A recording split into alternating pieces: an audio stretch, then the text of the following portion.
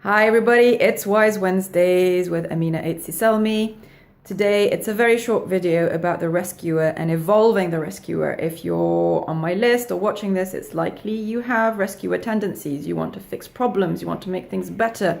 You know what to do, you can take responsibility, and especially you don't need any help because you're fine. You're independent and can get it all sorted. So the rescuer is a great trait to have. It's an archetype in our culture, meaning it's a role that exists in our culture, that's sanctioned, that's accepted, and that society will accept you for. So you get to have your needs met and you get to survive because you're doing something useful. However, the rescuer, if it gets out of control and takes over and essentially becomes only about survival, will destroy you. And it will destroy your life because nobody can live just in one role all the time. You have other things you might want to do with your life. You have other gifts to express. So it's important to become very self-aware to make sure that your rescuer is a gift and not destructive. How do you do that? So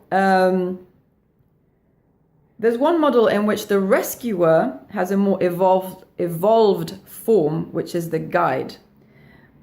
So how is this useful? Because the rescuer implies that there's some sort of situation that requires an intervention, a rescuing intervention. So it is by default about survival on some level. Whereas the guide is a much calmer and more poised version of it. So there's no emergency that needs to be addressed, but there are things you can do as a guide to help guide things in a more evolved direction, for example.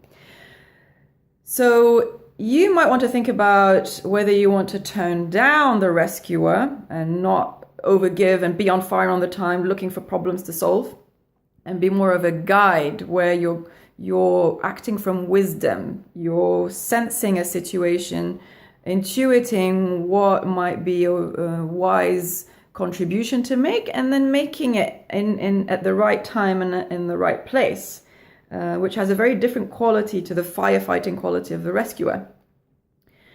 And of course, the way to evolve these patterns is always by identifying the patterns very clearly and then interrupting them so that something new can emerge.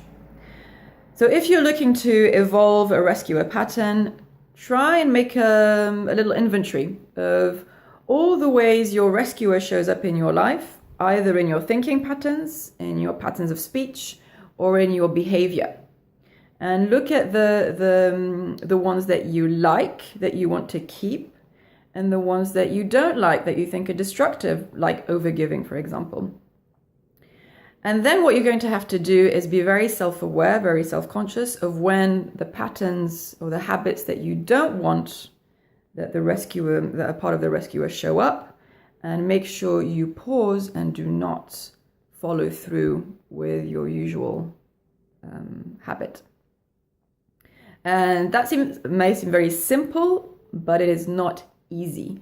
And it requires incredible focus and self-awareness plus repetition. Even if it doesn't look like things are changing, even if it doesn't look like you're evolving, you still have to keep repeating this pausing and refraining over and over and over again, and you will see results, you will see a change, and you will feel better if your rescuer has been taking over and been out of control.